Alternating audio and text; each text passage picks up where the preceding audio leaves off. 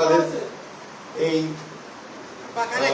দেশনেত্রী জানাজা, দাফন, মন্ত্রসূচির সমস্ত কাজগুলো সুষ্ঠুভাবে সম্পন্ন করার জন্য কোঅর্ডিনেট করার জন্য তারা আমাকে আমন্ত্রণ জানিয়েছিলেন ক্যাবিনেট থেকে।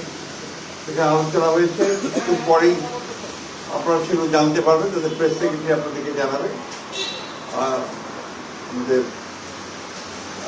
প্রধান উপদেষ্টা তিনি বোধহয় একটা জাতির উদ্দেশ্যে ভাষণও দেবেন।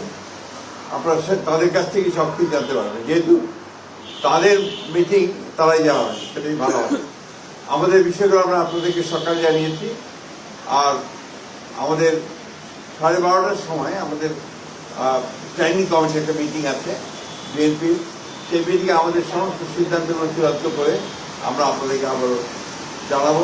টাইমটা জানতে থাকবো, সেই ক্ষেত্রে আপনাদের কাছে আমরা সর্বাত্মক সহযোগিতা চাইব। আপনারা সবাই দেশনেত্রী বেগম খালেদা জিয়ার জন্য দোয়া করবেন। আসসালামু আলাইকুম।